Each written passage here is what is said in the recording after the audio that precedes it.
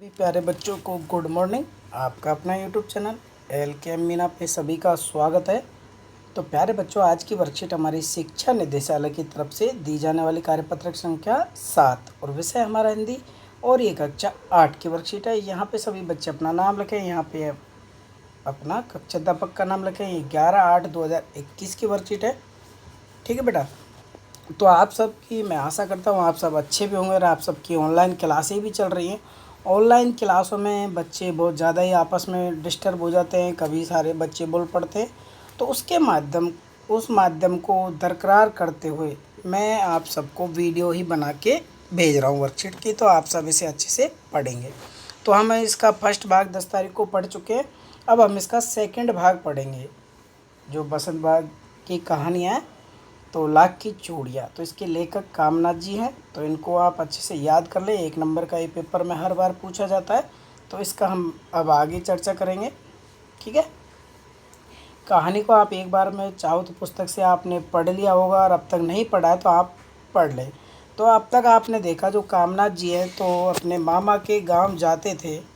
ठीक है। तो वहाँ पे जाते थे, उनको बड़ा अच्छा लगता था। और वो किससे मिलते थे बेटा? बदलू काका से, क्योंकि वो उन्हें बढ़िया बढ़िया रंग बिरंगी लाख की चूड़ियाँ बना कर देता था। और वो बदलू मामा ना बोलकर बदलू काका ही क्यों कहते?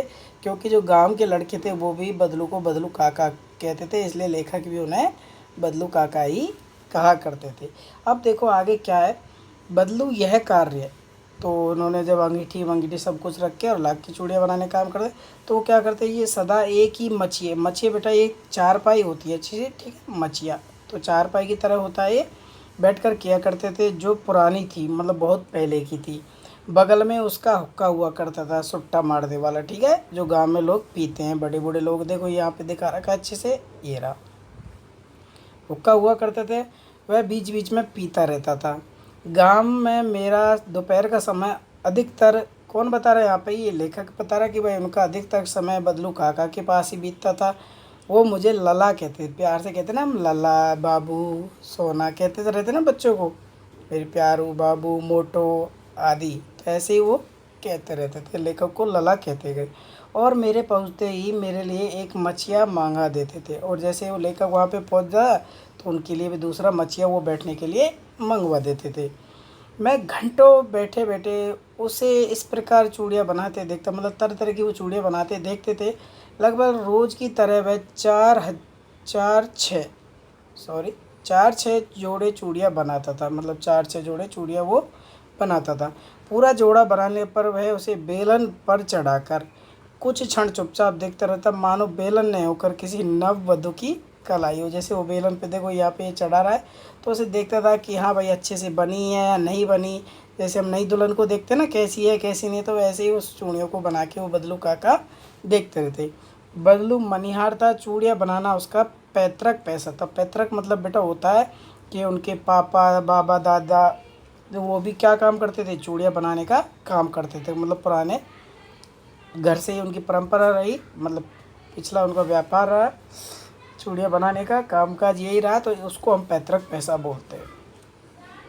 और वास्तव में वह बहुत ही सुंदर चूड़ियाँ बनाता था। यहाँ पर लेखक बदलू काका के बारे में बताए, उसकी बनाई हुई चूड़ियों की खपत भी बहुत थी। खपत मतलब अधिक से अधिक लोग उसकी चूड़ियाँ पहनते थे, खरीदते थे और पहनते थे। ठीक है ना बेटा। आगे, उस गांव में सभी स्त्रियां उसकी बनाई हुई चूड़ियाँ पहनती थी। आसपास के गांव के लोग भी उसे चूड़ियाँ लेने आते थे, परंतु वह कभी चूड़ियाँ किसी को पैसे में नहीं बेचता था। बेटा वो कभी किसी पैसे से नहीं देता था। उसका अभी तक वस्तु विनिमय का तरीका था। वस्तु विनिमय है बेटा, लोग उसको जैसे, अब जैसे किसी को चूड़ियाँ खरीदनी थी तो कोई अनाज दे जाता तो चूड़ियाँ ले जाता। तो वस्तु विनिमय का मतलब है एक चीज़ देना और एक चीज़ लेना। लोग अनाज के बदले उसकी चूड़ियाँ ले जाया करते थे। ठीक है ना। वस्तु विनिमय का मतलब है कोई चीज़ हमने किसी को दी तो उसके बदले में हमें उसने वो चीज़ दे दी, वो पैसा नहीं लेता था। बदलू स्वभाव से बहुत ही सीधा था। मैंने कभी भी उसे किसी से झगड़ते हुए देखा, मतलब कई लोग तो तुरंत ही गुस्सा हो जाते हैं, लड़ते झगड़ते रहते हैं, लेकिन बदलू काका ऐसे नहीं थे। हाँ, शादी विवाह के अवसरों पर वह अवश्य जिद पकड़ लेता था, थोड़ी थोड़ी उसकी जिद रहती थी। जीवन भर चाहे कोई उससे मुफ्त की चूड़ियाँ ले जाए परंतु विवाह के समय पर वह सारी कसर निकाल लेता था। यहाँ पे लेखक एक मज़ेदार पॉइंट देते कह रहे हैं कि वह शादी मुहूर्त पे तो अड़ देता, जैसे कहता वैसे जैसे नई दुल्हन को चूड़ियाँ देता था जोड़े से, तो वो थोड़ा सा भाई मुझे ये भी दिया जाए, मुझे ये भी दिया जाए, शगुन के तौर पर थोड़ा सा उनसे थोड़ा अधिक कुछ खर्चा पानी ले लेता था। कह रहा आखिर सुहाग के जोड़े का महत्व ही कुछ और होता है। मुझे याद है मेरे मामा के यहाँ किसी लड़की के विवाह पर जरा सी किसी बात पर बिगड़ गया था।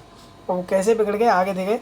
फिर उसको मनाने में लोहे लग गए, मतलब उसको मनाने में लोहे लगना बेटा बहुत अधिक है। उसकी खातिरदारी वगैरह करना है या उसको मनाना, बड़े प्यार से कहना है ये ले लो वो ले लो वगैरह वगैरह।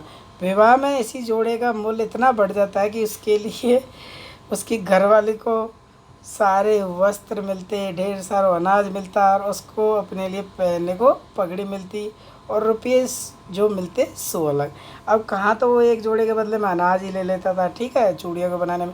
अब जब कोई विवाह होता था या गांव में होता था तो उसकी घरवाली को भी वस्त्र चाहिए, अनाज भी चाहिए, पगड़ी भी चाहिए। तो बस वो थोड़ा इस टाइम थोड़ा ज़िद्दी हो जाता, और ज़िद्दी होना बेटा बनता भी है, क्योंकि वही उसका पैतृक पैसा था और कोई कमाई उसके पास नहीं थी। फिर उसको मनाने में भी लोगों के मतलब उनको समय लगता था, भाई मान जाओ प्लीज़ मान जाओ। और हम भी कहते हैं, ठीक है, अपरिचित शब्द यहाँ पे दिया हुआ है जो हमें कठिन लगे। बैठने के उपयोग में आने वाली सूतली आदि से बनी चौकोर खटिया होती है, ठीक है। पगड़ी मतलब सिर पर लपेटने वाली बांधने का बड़ा कपड़ा आता है ना।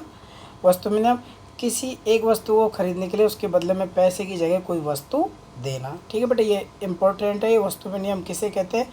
किसी एक वस्तु को खरीदने के लिए उसके बदले में पैसे की जगह कोई वस्तु देना। ओके स्टूडेंट, ऐसे याद भी कर ले अच्छे से। अब देखते हैं बेटा, ये कहानी हमारी यहाँ तक कंप्लीट होती है इस वर्कशीट में। अब इसमें आए हुए क्वेश्चनों को हम देख लेते हैं, ठीक है। बदलू मचिए पर बैठकर कौन सा कार्य करता था? चूड़ियों पर रंग करना, गहरी नींद सोना, भोजन करना। आपको सबको पता है कौन सा काम करता था? चूड़ियों का रंग करना। बदलू रोज़ कितनी जोड़ी चूड़ियाँ बनाता था? बेटे कितनी बनाता था? 4 से 6 जोड़ी। हमने वर्कशीट में पढ़ा, हमें अच्छे से याद है। चूड़ियों की ज़्यादा कीमत कब मिलती थी? शादी के समय पर। कब मिलती थी बेटा? शादी के समय पर। वस्तु विनिमय से आप क्या समझते हैं? आपको मैंने पहले ही बताया, देखो ये क्वेश्चन बन गया तो ये आंसर हम इसमें लिख देंगे। ओके स्टूडेंट, ये हमारे चौथे क्वेश्चन का आंसर हो जाएगा यहाँ से यहाँ तक। उसको मनाने में लोहे लगे से क्या भाव निकलता है? तो उसको तो हमारा जो 5वां क्वेश्चन है कि उसे मनाने में लोहे लग गए। लोहे लगने का मतलब है उसे बहुत अधिक मेहनत करना उसके पीछे कि अरे मान जाओ यार, थोड़ा ये ले लो, थोड़ा ये भी ले लो। आइए गतिविधि करते हैं। आपने भी बचपन में मिट्टी के माध्यम से या किले के माध्यम से विभिन्न प्रकार के खिलौने आकृतियाँ बनाई होगी, उस पर एक अनुभव लिखिए। तो जो बच्चों ने बनाई हो बचपन में, तो वो आप उस पर लिख सकते हैं। मेरे अनुसार तो मैंने ये लिख दिया, आप इसको भी लिख सकते हैं। और इस काजन को जगह बेटा ये कजिन है तो इसे कजिन कर लें, ठीक है, ये टाइपिंग मिस्टेक है। कजिन भाई बहन मतलब मौसेरे भाई बहन, चाचा मौसी का लड़का, लड़के लड़के, ठीक है। तो इस प्रकार आपकी वर्कशीट कंप्लीट होती है। तो सभी बच्चे इसे अच्छे से कॉपी में नोट कर लेंगे और अपने टीचर से चेक करवाएंगे। ओके स्टूडेंट, आपको कहीं भी कोई दिक्कत परेशानी हो तो आप कमेंट करके पूछ सकते हैं, ठीक है। और सभी बच्चे अपनी पढ़ाई अच्छे से करते रहें, रोज़ाना अपना होमवर्क पूरा करते रहें जिससे आपकी एब्सेंट ना लगे, ठीक है। इन सब के नंबर आपके परीक्षाओं में जोड़े जाएंगे पिछली बार की तरह। ओके, टेक केयर, अपना ख्याल भी रखें। Bye bye.